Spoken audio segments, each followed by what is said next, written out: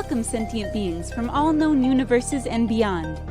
It's time to activate your cranial downlinks and prepare to receive a raft of discussion on a cosmic ocean of science fiction and fantasy topics, interviews with local area genre devotees, and insightful prognostication by our soothsayers of science fiction, our forecasters of fantasy, and any other beings that happen to get caught in our gravity well. This is the Galactic Driftwood Podcast.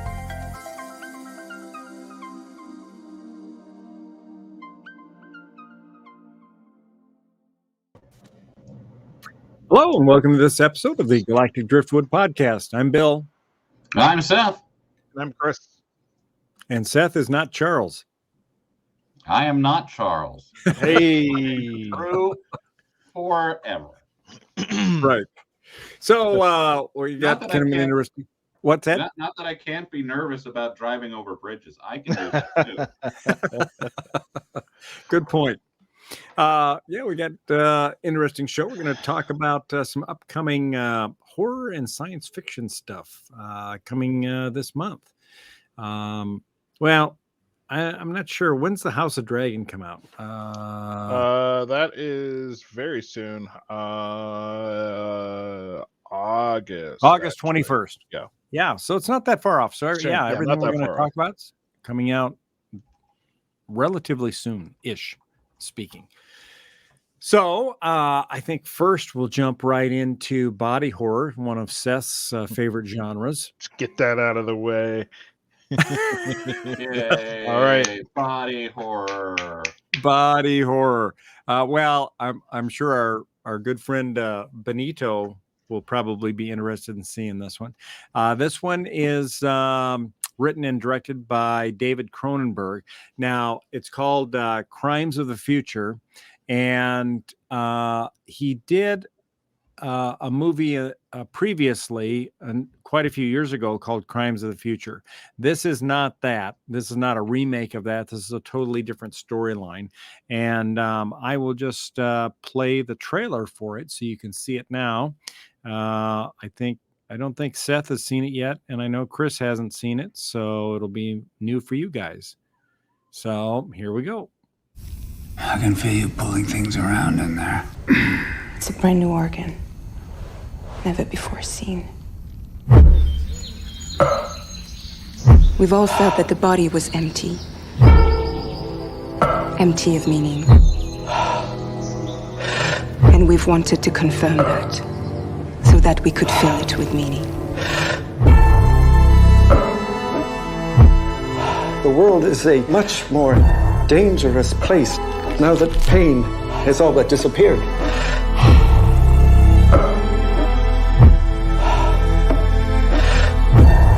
Surgery is sex, isn't it? Is it? You know it is. Surgery is the new sex. I don't like what's happening with the body. In particular, what's happening with my body. Which is why I keep cutting it up. What do you think they'd find inside it? Outer space. Whoops. Sorry. Let us not be afraid to map the chaos inside.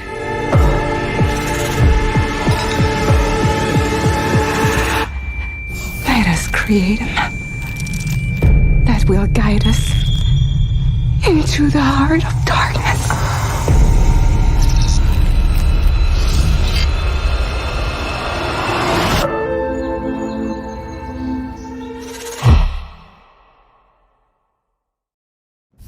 I can feel you.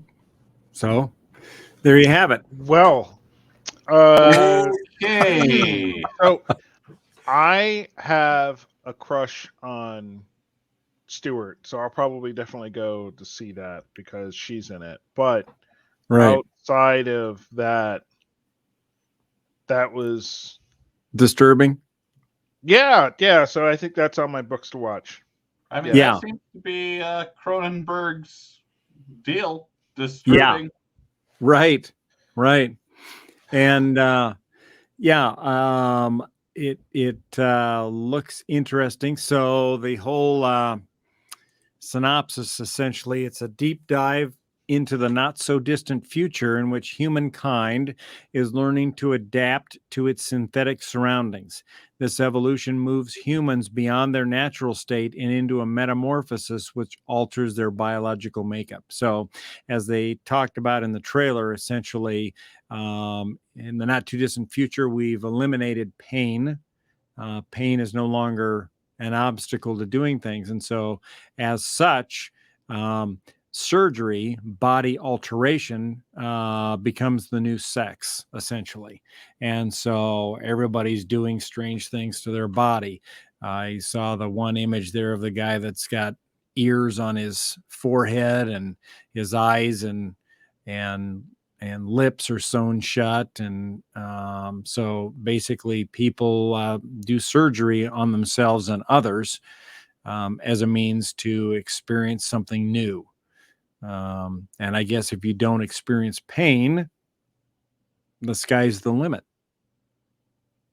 But I don't it's like- not at the same time. I just Don't wanna live in that world. I don't wanna know. Yeah, I'd be curious. I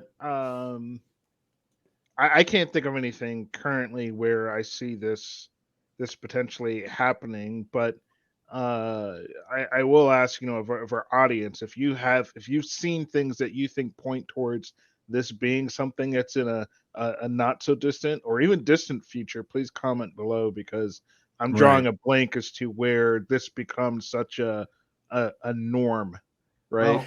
Well, There I don't are- know, but I mean, look at the people that do tattoos, and they do, they put jewelry inside their skin. So this is the next level of expressing yourself then? That's To what I'm some thinking. extent? Yeah. Yeah. I mean, Like, if you there don't are body experience, hackers. if you don't experience pain,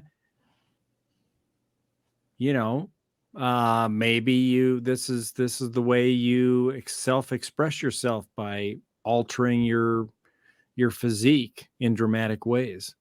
Yeah. Something that some people are doing is installing RFID and Bluetooth chips in them so that they can. Well, yeah, and I can see that. That's more of an enhancement. But I mean, we saw a guy dancing with ears on his head. I mean, So are they functional ears? It could be an enhancement. I don't know. Well, and that goes beyond just eliminating pain. Then this is a whole nother level of medical advancement at the same time. Right. then, Right. If those And I ears don't are know, somehow functional, but speaking of practicality, I don't know how ears on your forehead would help you in any way, because right. I'm Looks like speaking you from more of a already got practical. stereo hearing. Yeah, I'm speaking from a practical standpoint. Some of these Yeah. alterations, what are you gaining as opposed to just experimenting with it? If you Right. could do it without pain, but I don't Or understand. maybe what you're he's just gaining. trying to prove to his friends when they come to him with problems that he's all ears. I quit the podcast. That's the episode where Seth had it. He was done. That was the topper. That was the Dude, straw. he's for all Seth. I ears. need a table of flip. Just Oh my gosh, I love it. All right. Yeah, I don't know. It was weird. And the one guy looked like he had a zipper in his chest. So Yeah. and 'cause the that girl woman was just- about to make out with it. Yeah. yeah, Yeah. unzipped his chest and starts to. I don't know what she was about to do with it, with the hole, but it was weird. Yeah, that's about Maybe it's best where I not was to think given the about nope it. face. The nope. But it was strange enough. Kristen Stewart's in it, so I'll watch it. Yeah. Well, I'm wondering how this is going to compare to other shows we've seen, like Under the Skin, or the most recent one we saw. The heck was the name of it, with the woman that was in love with the cars? Oh, Titan? Titan. Yeah. So I'm kind of looking at it from that aspect as to, yeah, this one seems to take it up yet another level. So I am another interested notch, because yeah. Titan was. I mean, you get to the end and you have the WTF Yeah. when you get to it. And if this gives that impression, I'll watch it. I'll watch just about everything though. So Right. And I like Viggo Mortensen. I think he's good. yes. And Yeah, I think given the actors they have in here, this would be pretty interesting to see how they do. Yeah. This is wow. Yeah. Well, it'll definitely be different. So we'll be chatting about that. I think that comes out in June. So next month. Something to look forward to for all you horror fans out there. Is this going to theater? Is this going to be going to a streaming platform? I think I don't know. It's going to be in the Cannes Film Festival, I think, in early June. So it should be publicly released after that. My guess is that you'll probably be able to get it for maybe a fee on Amazon Prime, but maybe somewhere else will have it as well. Depends on what you might have streaming to do service you have. a veranda horror night. Yeah, that's what I'm thinking. Yeah. Maybe see if Benito wants to join us. Mm-hmm. I'd be interested in his take on it, especially on the, the special effects, which look pretty good. Yeah. From what I saw in the trailer. Maybe too good. Yeah. Right. There is that part, right? Yeah. Oh boy. All right. Well, all right, let's head on. So the next one we want to talk about is a prequel to Game of Thrones called House of the Dragon. And House of the Dragon, it's based on the George R.R. Martin Fire and Blood novel from 2018. Fire and Ice. Well, no, it says Fire and Blood. No, this Blood. one's Fire and Blood. Oh, really? Yeah. Because it's one of the earlier books. Yeah. Of his. And so it's set set 200 years before the events of Game of Thrones. The series chronicles the beginning of the end of House Targaryen and the events leading up to the Targaryen Civil War, which is known in the books as the Dance of the Dragons and includes the war itself. So let's see. Casting started July of 2020 and principal photography began in April of 2021 in the UK. It'll premiere August 21st, 2022. And the first season will be 10 episodes. So let's go ahead and roll that trailer for you guys so you can see what this one's going to look like.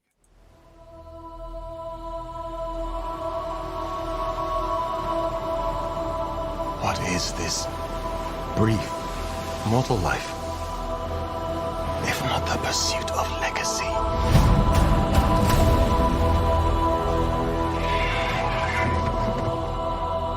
I, Rickon Stark. I, Corlys Velaryon. I, Ormond Baratheon. Promise to be faithful to King Viserys and to his named heir, Princess Rhaenyra. Rhaenyra Targaryen. Men would sooner put the realm to the torch than see a woman ascend the Iron Throne.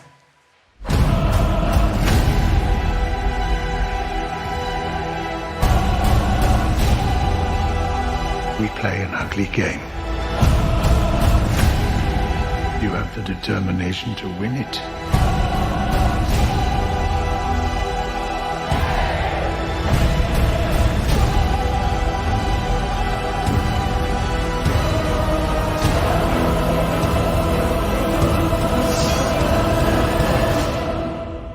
History does not remember blood.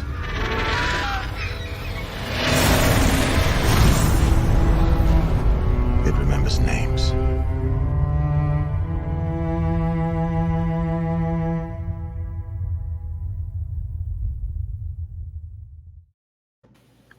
All right.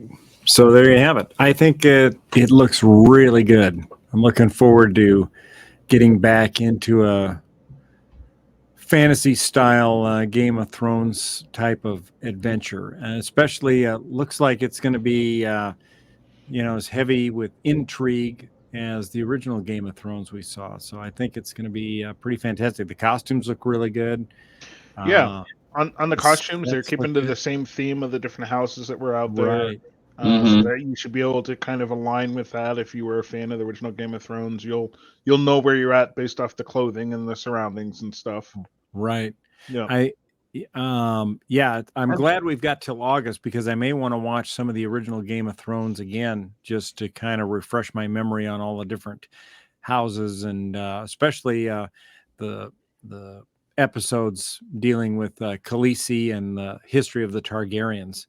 I think it'd be good to refresh my memory of all of the different players in that. And that's pretty. Yeah, and you won't have to go far too because it's only the first few seasons. I mean, sure, it went on for 7-8 years, but a lot of that was covered up front before they kind of set things in motion with current events. Right. They did a pretty good job first few seasons, I think, filling in all the history in the background. But now we get to actually go back and actually witness the Targaryens period of time because we only get reference to it, right?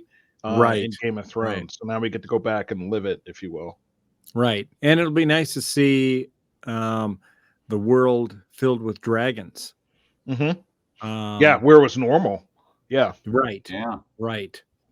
So so I think that it looks really good. And I like Matt Smith anyway. He was great in Doctor Who. I think he's a great actor. He was also good in the Queen. I can't think of the name of the but it's Queen Elizabeth, the miniseries where he played her wife or her husband. Her wife. Oh, I didn't. The Crown? Did he? Yeah, The Crown. That's it. Oh, okay. Yeah, thanks, Seth. So yeah, I like him pretty much in everything he's in. So, so I think it'll be good. Looking forward to it. Looking forward to a whole new cast of characters. It's interesting that it's filmed in England because, I'm imagining that they brought in some actors because in watching the trailer, I didn't recognize a lot of faces there. So I don't know whether they hired from outside and brought them in because it seems like when you watch English shows, you tend to see a lot of the same faces just because the actor pool there is smaller typically, I think. Well, it's also good every once in a while just to get a new, fresh set of talent and faces in there for something like that. So,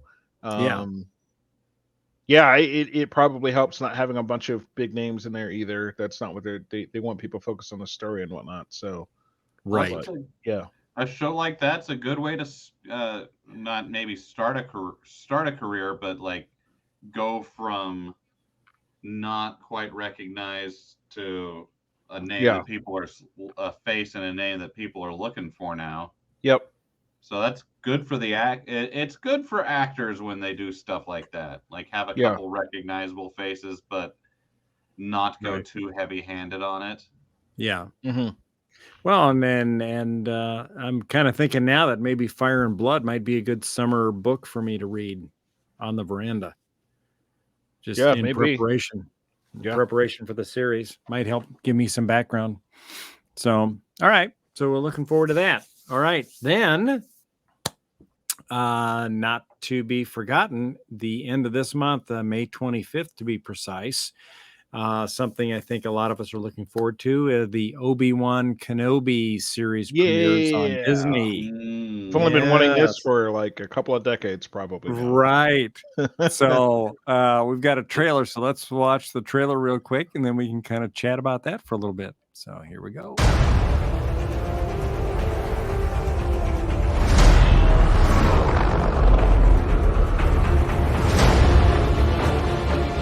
They're coming. Stay hidden, or we will not survive.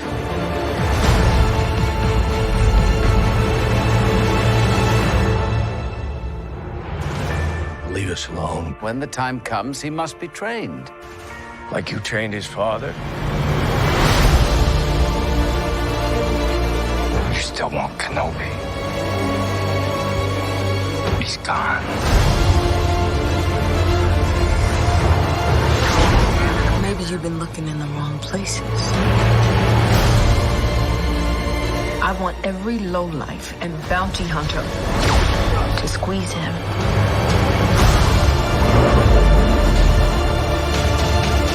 You can't run, Obi-Wan!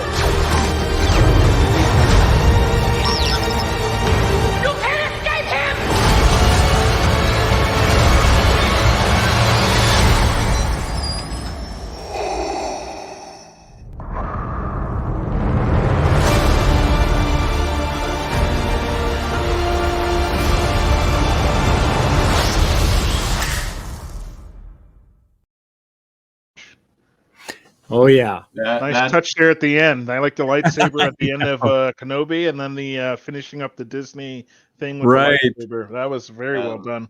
Very well done. Really interesting because that's gonna flesh out what Ben's had been doing. Yeah. It's gonna flesh out a little bit of Darth Young Vader. Luke's. Yep. And what Darth Vader was setting up because I don't know character names for anyone, but the female Sith says you can't escape him, which means it seems like Darth Vader is going to be a driving force of hunting Kenobi. Right. And I think it's kind of cool. We see Uncle Owen. We see young Luke sitting on the looks like the entry dome of their place there on Tatooine, practicing flying a starfighter, right? Yeah. Uncle Owen showing up in this trailer with a savage burn for Kenobi. Right. It's like, right. That almost lit both his legs and an arm on fire. Yeah. And so it's a 6-part series, so it must be just 6 shows, huh? Yeah. I guess there's no reason to overdo it. Yeah, I suppose. put as much quality as you can into the 6th episode. This shouldn't, to me, I hope it doesn't become a multiple season kind of thing. It's a special 6-episode thing to fill in some gaps of time that we've always maybe kind of wondered about. We've always wanted it, and now we're finally getting an Ewan McGregor Obi-Wan series. Yeah. And we'll get what we want. I think. I hope. So now, how old did Luke look to be in the trailer we just saw? I would say pretty much Anakin's age.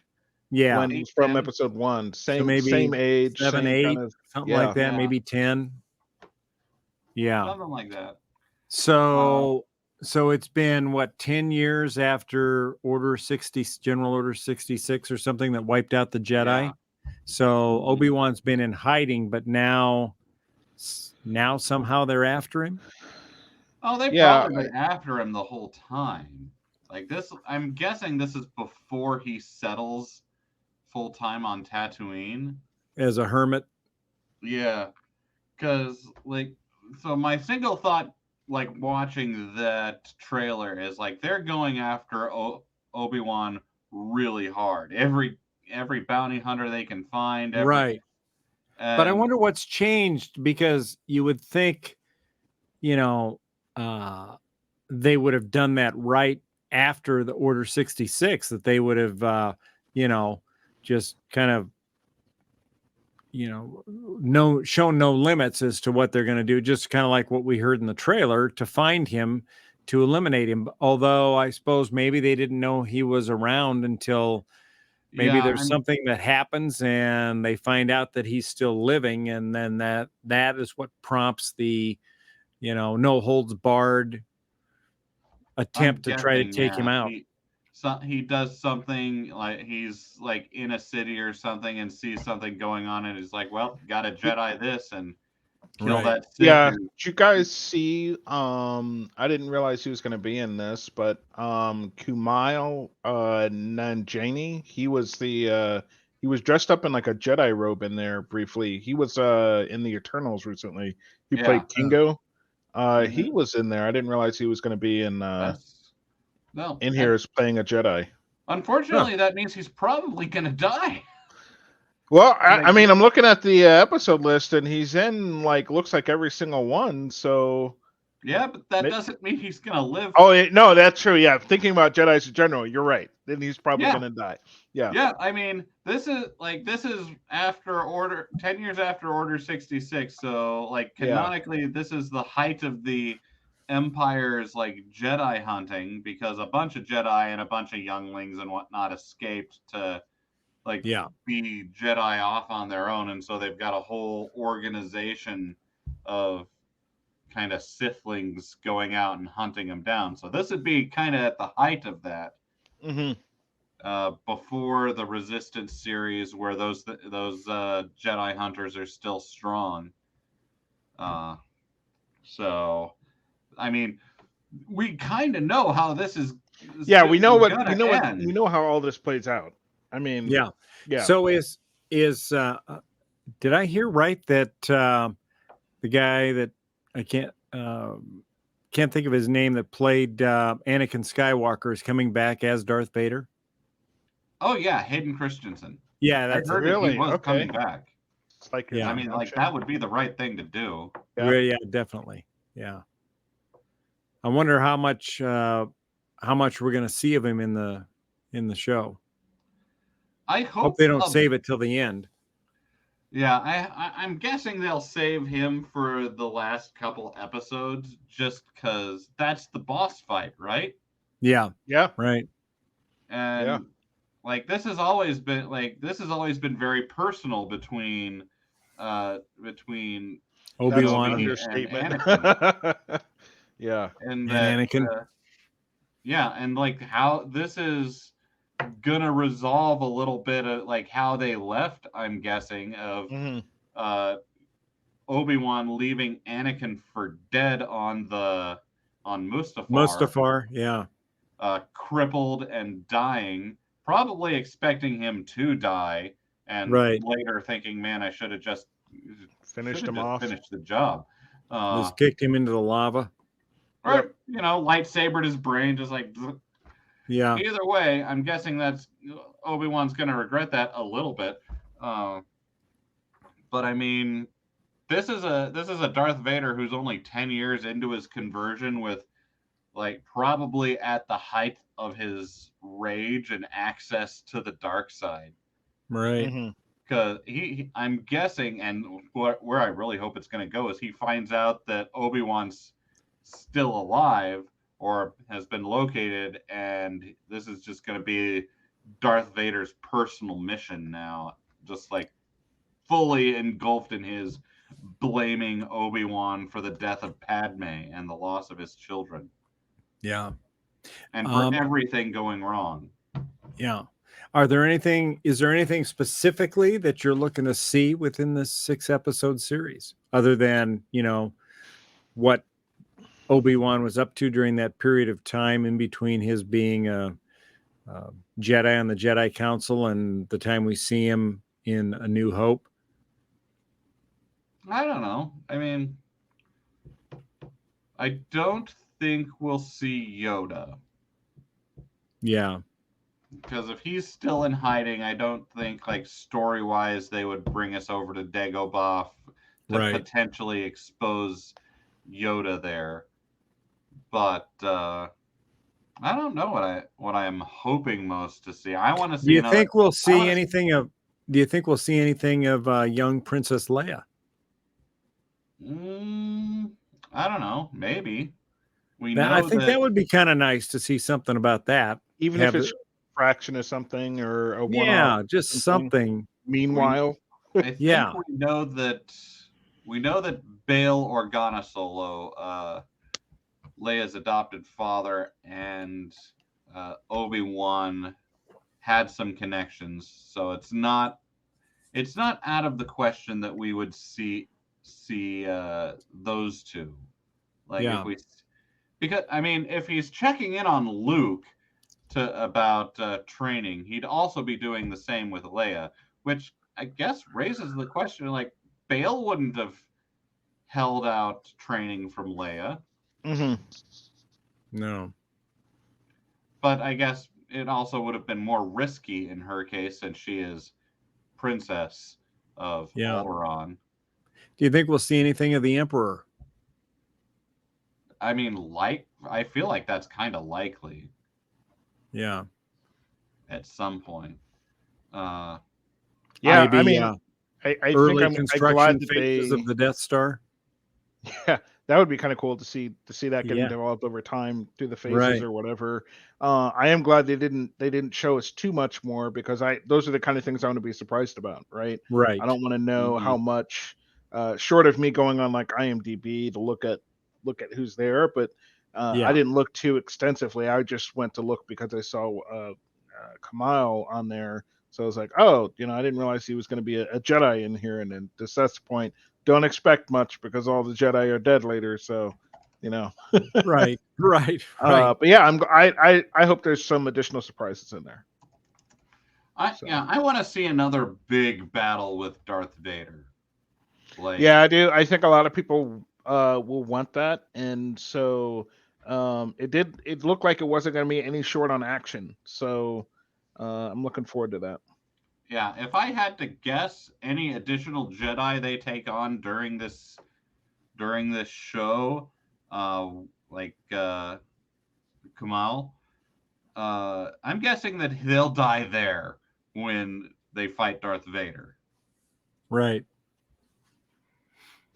That's my guess, but who knows? Maybe they'll let him just like go off, and we'll be just like, oh, whatever happened to that fun Jedi? Yeah, that could be. Yeah. Surely nothing bad at all. Yeah. Well, it'll be interesting to see if, assuming there is a last battle, which would make sense, before we see the final battle between Obi-Wan and Darth Vader on the Death Star. And I remember Darth Vader saying, the last time we met, you were the master or whatever. Now I am the master. So it'll be interesting to see, after we saw Obi-Wan defeat Anakin on Mustafar, we all assumed that was what he was referencing, right? So now it'll be interesting to see how our perspective changes based on what sort of battle they have in this one. I kind of like that when, you see a film that comes out much later and it changes your whole perspective on what you think about the series or the relationship between two characters. You mean when they make a prequel and they actually respect the canon that comes before it? Yes. Right. Discovery. Excuse me, something in the air. Right. Well, and in fairness, I mean, Disney owns all of Star Wars, whereas Discovery, at the time Discovery was made, the intellectual property rights were divided between CBS and Paramount. And so that, if you want to monetize the stuff that you create and see the revenue impacts from that monetization, if you don't own the content, then you make new content that you do own so that you can have exclusive rights to that monetization. It's all about capitalism ruining everything, I think. Yeah. It also could have just been like, hey, don't use a Klingon. You're right. Granted, that would have been another way of doing it. Although you have to wonder then, you have to wonder then if it was if they had another race that was powerful enough, like the Klingons, why did we never hear about them subsequent to the original series, right? Or even in the original series, this would have been. Black holes happen. They all derped themselves into a black hole, and we never heard from them again. That's how you keep canon. Oh, I've got it. Straight. I've got it. The Pakleds were this massively powerful intellectual race, and somehow they got horribly defeated, and then they just became the race that searches for things because they lost it all. We are going down a bizarre rabbit hole. We are. And I brought us there. I'm so proud. Seth is very proud. Thank you. All right. Well, I think that's it. Let us know in the comments which of these shows you're interested in seeing, and what you might be looking forward to in any of the particular series or movies that are coming out. And next time, I think we're going to be talking about Strange New Worlds. We should have 3 shows under our belt by then, so we should have a pretty good idea of the characters. I'm looking kind of forward to seeing the engineer come on board. So that's the one character we haven't been introduced to yet. So I imagine in the next episode we'll see him. So something to look forward to for the next Galactic Driftwood show. So be sure to check us out on galacticdriftwood.space, where you'll find this episode and all past episodes if you want to go back and see what we've been up to previously. And be sure to check out our partner. Why do I always say partner? Partner podcasts on synergynation.net. That's synnation.net. So on that note, may the 4th be with you. It was the 4th this past week. Well past that by now, Bill. Well, not well past. It's only the 8th. Game. It's fair game. It's still in the same week. It's going to be 2 weeks after. It's going to be another week and a half yet. We record these in advance. I suppose that's fair. Last episode, Bill. That's fair. It'll still be the month of May, though. Oh yeah, close enough for a stormtrooper. Oh, talk about and sick with burns. And with there was a sick burn. Wow. All right, folks. Thanks for tuning in. We will see you next time. Take care. Later. Bye. Bye-bye.